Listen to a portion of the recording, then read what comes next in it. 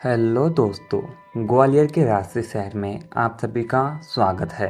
एक ऐसा स्थान जहां हर कोने में इतिहास फुसफुसाता है और जहां अतीत के साम्राज्य की गूंज अभी भी वर्तमान में गूंजती है। मेरे साथ जुड़े क्योंकि हम समय के साथ यात्रा पर निकल रहे हैं, वास्तुशिल्प चमत्कारों और सांस्कृतिक खजाने की खोज कर रहे हैं जो ग्वालियर को भारत का सच्चा रत्न बनाते हैं। ग्वालियर किले की भव्य प्राचीर से लेकर प्राचीन मंदिरों की नाजुक नक्काशी तक यह शहर भारत के समुद्र टेपेस्ट्री के दिल की झलक पेश करता है। हम ग्वालियर के अतीत के बारे में दिलचस्प तथ्यों को उजागर करेंगे और इनके शानदार महलों के पीछे की कहानियों को उजागर करेंगे, जिनमें से प्रत्येक उन शासकों की कलात्मकता और महत्वाकांक्षा की पुष्टि करता है जो कभी इस शहर को अपना घर कहते थे। जी हाँ दोस्तों, हमारी खोज ग्वालियर किले से शुरू होती है। एक राजसी गढ़ जो एक विशाल बलुआ पत्थर की चट्टान से नाटकीय रूप में उगता है। अपनी अभेद सुरक्षा और सामरिक महत्व के लिए जाना जाने वाला यह किला राजवंशों के उत्थान और पतन का गवाह रहा है।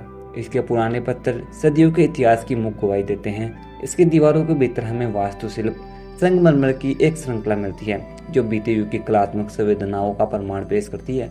टेलिकामडी जो कि 9वीं शताब्दी का विष्णु को समर्पित मंदिर है। इसकी सजी जटिल नक्काशी गुजरात प्रतिहार राजवंश की स्थापत्य कौशल को प्रदर्शित करती है। और जैसे ही हम मन मंदिर पैलेस में घूमते हैं, हम लगभग शाही जुलूओं की दरबारी राजसों में से सुन सकते हैं। अपनी खूबसूरत नीले सेरेमिक टाइल के नाम वाला यह महल ग्वालियर की स्थापत्य विरासत पर मुगल प्रभाव का एक प्रमाण पेश करता है। ग्वालियर के वास्तुशिल्प चमत्कारों के माध्यम से हमारी यात्रा हमें जावलीस पैलेस के बगल में ले जाती है, जो भारतीय शिल्प कौशल के साथ मिश्रित यूरोपीय वास्तुकला शैलियों को एक शानदार उदाहरण है। यह भव्य महल जो कभी सिंधिया राजवंश का घर था, महाराजाओं की समृद्ध जीवन शैली की झलक पेश करता है। जैसे ही हम दरबार हाल में कदम रखते हैं, हमारा स्वागत एक ऐसे दृश्य से होता है जिसे देखकर हमारी सांसें मानो थमी जाती है। 2 विशाल झूमर, जिनमें से प्रत्येक का वजन 3 टन से अधिक, जटिल रूप से चित्रित दृश्य पर लटके हुए हैं। बेल्जियम के कांच के हजारों टुकड़ों से तैयार किए गए ये झूमर उस भव्यता और विस्तार पर ध्यान देने का प्रमाण है जो चेविला पैलेस की विशेषता का प्रमाण पेश करती है। और इसके पवित्र हॉल के भीतर हमें प्राचीन फर्नीचर, हथियार और दुर्लभ कलाकृतियों का संग्रह भी मिलता है, जिनमें से प्रत्येक बीते युग की कहानियां पेश करते हैं। जी हाँ दोस्तों, यहीं पर तानसेन की मधुर विरासत, ग्वालियर की समृद्ध सांस्कृतिक विरासत इसके भव्य महलों के किलों से आगे भी फैली हुई है। यह शहर एक समय में तानसेन की उपस्थिति में सुशोभित था, जो भारतीय इतिहास के सबसे प्रसिद्ध संगीतकारों में से एक महान संगीतकार थे, जिनकी धुन पीढ़ियों के दिलों को मंत्रमुग्ध करती रही है। तानसेन सम्राट अकबर के दरबार में नौरत्नों में से एक था। रागूसा पर अपनी महारत के लिए प्रसिद्ध था। कहा जाता है कि उनके संगीत में दीपक जलाने और बारिश लाने की शक्ति थी। उनका मकबरा संगीतकारों और संगीत प्रेमियों के लिए तीर्थ स्थान है।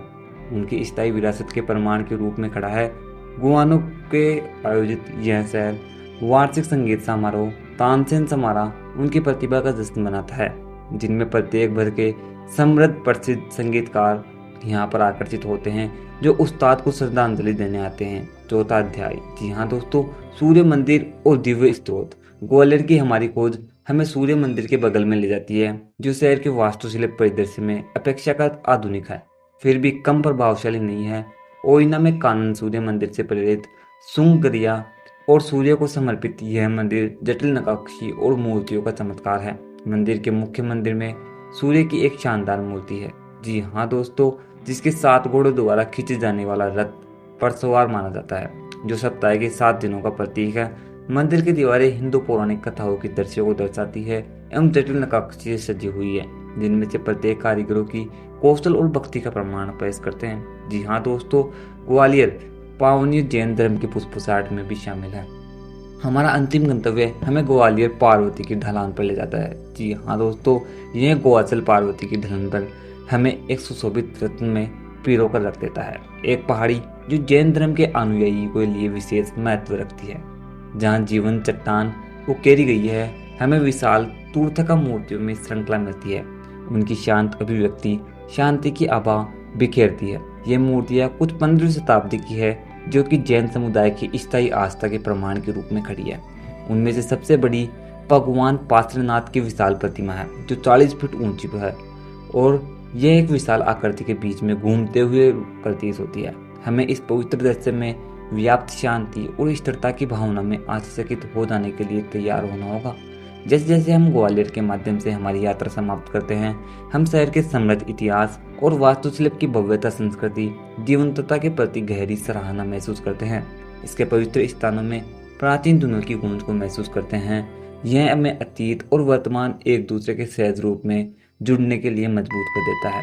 प्रिय दर्शकों, मैं आपसे आग्रह करता हूँ कि आप स्वयं ग्वालियर के जादू का अनुभव करें, इसकी ऐतिहासिक गलियों में घूमें, इसके जीवन संस्कृति में खुद को खो दें और इस मनमोहक शहर में अपनी यादें बनाएं। इस अविस्मरणीय यात्रा में मेरे साथ शामिल होने के लिए धन्यवाद। यदि आपने ग्वालियर की इस खोज का आनंद लिया हो तो कृपया वीडियो को लाइक कर लें, अपने साथी को उत्साहित लोगों के साथ साझा करें और अगली बार तक अविश्वसनीय भारत में और अधिक रोमांच के लिए मेरे चैनल की सदस्यता ले लें, यानी कि मेरे चैनल को सब्सक्राइब कर लें। अन्वेषण करते रहे, खोज करते रहे।